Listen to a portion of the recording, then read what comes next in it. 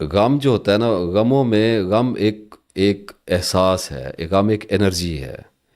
جیسے غصہ ایک انرجی ہے، ایک فیلنگ ہے، اسی طریقے سے غم، جس کو ڈپریشن میں کہتا ہوں، یہ بھی ایک ایموشن ہے. غموں میں سب سے بڑا غم جو مجھے لگا اور میں نے دیکھا، وہ کسی اپنے بہت ہی پیارے کا زیر زمین چلے جانا ہے، وفات پا جانا ہے. جب ایسا ہوتا ہے تو انسان شدید ترین ذہنی دباؤ کا شکار ہوتا ہے. غم کی سیاہ رات اس پر چھا جاتی ہے. پروسیس ہے، اس سے انکار نہیں ہے، گزرنا ہی پڑتا ہے. لیکن دیکھیے، ایگزامپل لے کے آتا ہوں. دو بھائی ہیں اور ان کی والدہ فوت ہو گئی. اب دونوں پر جو غم آئے گا وہ ان کے مزاج، ان کی نفسیات، ان کے علم کے درجات کے حساب سے آئے گا. یعنی ایک گھر میں ایک ہی غم مختلف لوگوں پر مختلف طرح سے اثر انداز ہوتا ہے. ایک بھائی ہو سکتا ہے برداشت کر جائے، اللہ کی رضا سمجھے، صبر کرے، اور اس کا نروس سسٹم بھی مضبوط رکھا گیا ہو، تو وہ غم تو آئے گا، روئے گا، دھوئے گا، آخر کار 3 4 دن 5 دن کے بعد تھوڑا سٹیبل ہونا شروع ہوگا، اور پھر ایک وقت گزرنے کے ساتھ ساتھ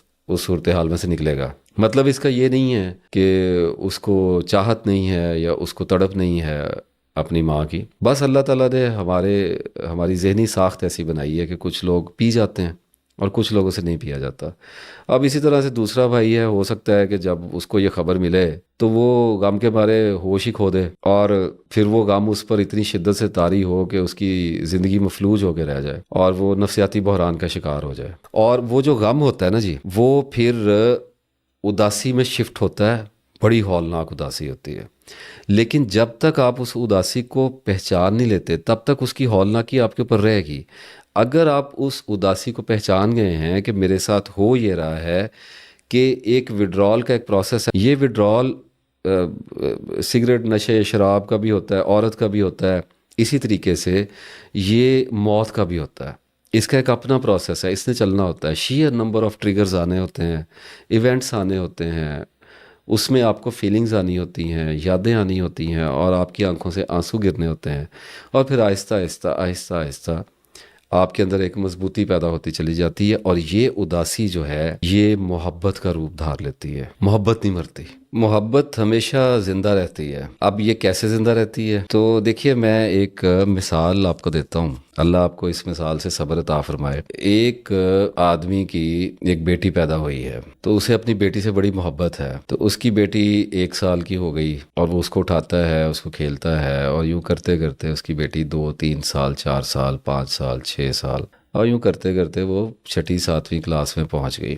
اب میرا اس آدمی سے اس وقت ایک سوال یہ ہے کہ کیا وہ مجھے یہ بتا سکتا ہے کہ اس کو اپنی بیٹی کی عمر کے کس حصے سے محبت ہے؟ کیا اسے پیدا ہونے والی جو بیٹی تھی فوراً اس سے محبت تھی؟ کیا 1 سال کی بیٹی سے زیادہ محبت تھی؟ 2 سال کی جب عمر تھی بیٹی کی اس وقت زیادہ محبت تھی؟ 3 سال کی جب ہوئی، 4 کی ہوئی؟ جتنے بھی یہ سال گزرے ہیں، ان میں کون سا ایسا سال تھا جس میں اس کو اپنی بیٹی سے سب سے زیادہ محبت تھی؟ اس کا کوئی جواب نہیں ہے. اسی طرح سے وہ بیٹی بڑی ہو گئی، ہم ذرا فرض کرتے ہیں وہ بیٹی بڑی ہو گئی اور وہ کالج میں چلی گئی، تو محبت تو اس بیٹی سے بھی اتنی ہے جتنی اس کے بچپن سے محبت تھی.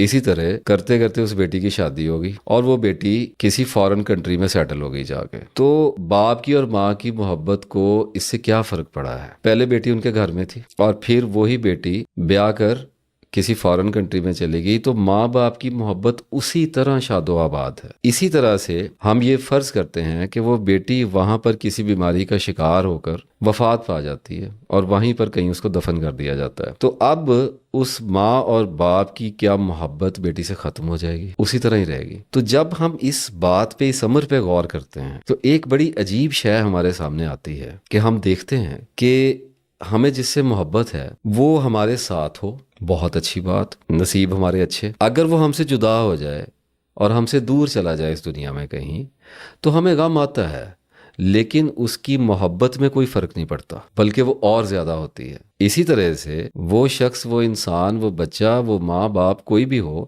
وہ جب زیر زمین چلا جائے، اللہ کے ہاں چلا جائے، تو ہماری محبت اور بڑھ جاتی ہے. تو اس کا مطلب یہ ہوا کہ ہمیں انسان کے جس سے ہمیں محبت ہے اس کے اپنے پاس رہنے سے زندہ رہنے سے، مر جانے سے، دور ہو جانے سے، جدا ہو جانے سے، ناراض ہو جانے سے کوئی فرق نہیں پڑتا۔ ہاں غم آتا ہے، فیلنگز آتی ہیں، ایموشنز آتے ہیں، ان کے اوپر بات نہیں کر رہا، ان کے اوپر کوئی بات نہیں ہے، وہ باعث عزت ہیں، ان کو لینا ہوتا ہے اور ان کے اندر رہنا بھی ہوتا ہے، لیکن ہماری محبت کو کوئی فرق نہیں پڑتا۔ ہماری محبت کا چشمہ جو ہے وہ جس سے ہم محبت کرتے ہیں اس کے اندر نہیں ہوتا، وہ ہمارے اندر ہوتا ہے۔ اگر وہ لوگوں کے اندر ہو تو جب جن لوگوں سے محبت کرتے ہیں وہ ہم سے دور ہوں تو وہ چشمہ خشک ہو جانا چاہیے، وہ چشمہ ہمیشہ ابلتا رہتا ہے۔ یہ جو چمکدار سیال مادہ ہے نا محبت کا، یہ چمکتا رہتا ہے، یہ ہمارے اندر سے ابلتا رہتا ہے، یہ کبھی ختم نہیں ہوتا۔ بندے مریں کیا سننے والوں کو، دیکھنے والوں کو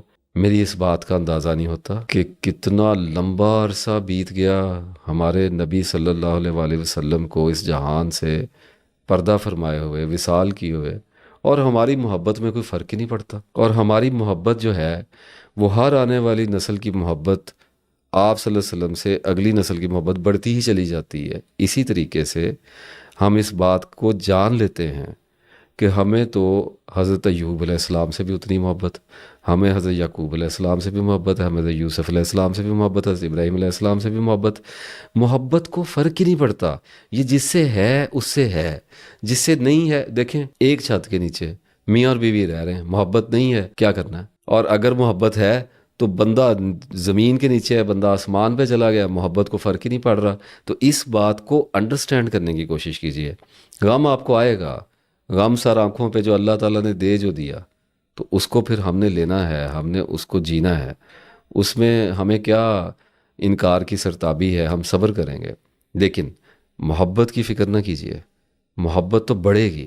اب جن کی بچی گئی ہے اللہ ان کو صبر دے، ان کی محبت بڑھے گی، یہ بچی نہیں بھولے گی کبھی، یہ محبت اونچی ہوتی چلی جائے گی اور اتنا اتنا اوپر جائے گی کہ ایک وقت آئے گا کہ اللہ آپ کو آخرت میں اس بچی کے ساتھ ملوا دے گا اور آپ کی جدائی ختم ہو جائے گی، اور آپ یہ جان لیں گے کہ ایک دنیا اور آخرت کے درمیان میں ایک سفر تھا جو جدائی کا کاٹا، اور اس کی جزا ایک بار پھر کی ملاقات ہوگی۔